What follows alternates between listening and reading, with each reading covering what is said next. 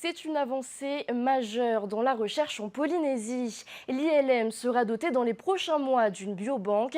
Elle permettra de conserver des échantillons sanguins salivaires et des souches virales des précédentes épidémies. Objectif, ajouter nos données à ceux de la recherche internationale sur les traitements. Les explications d'Esther Cuneo et Thomas Chabrol.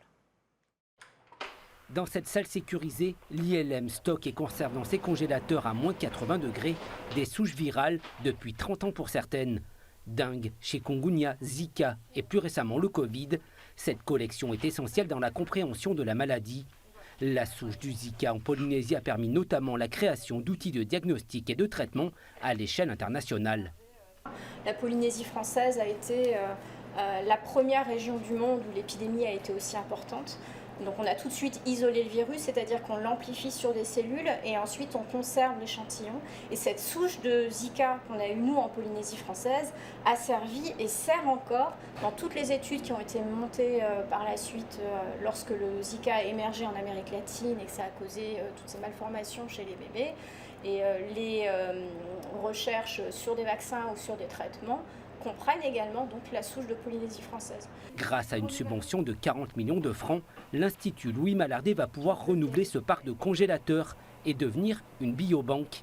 L'intérêt est de garantir la qualité des prélèvements malgré plusieurs décennies de conservation. Et grâce aux avancées technologiques, les chercheurs pourront multiplier les analyses sur des échantillons de plus en plus petits.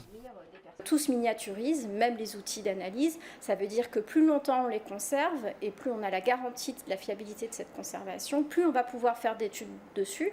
On va pouvoir les faire immédiatement, mais on pourra peut-être les faire également dans 10 ans. La nouveauté, cette biobanque pourra intégrer davantage de prélèvements anonymes de sang et de salive de la population polynésienne. De quoi créer une base de données et garantir une traçabilité.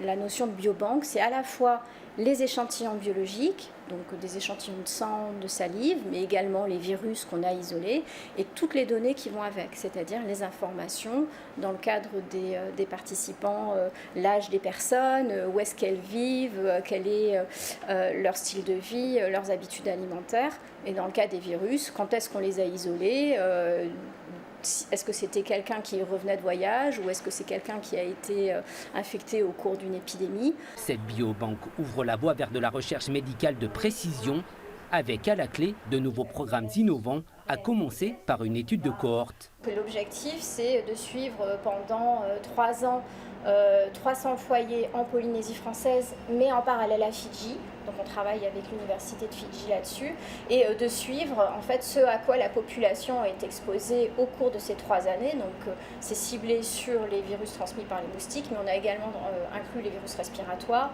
donc le Covid et la grippe. Ces nouvelles données du bassin Pacifique pourront désormais être intégrées à la recherche internationale sur de futurs traitements.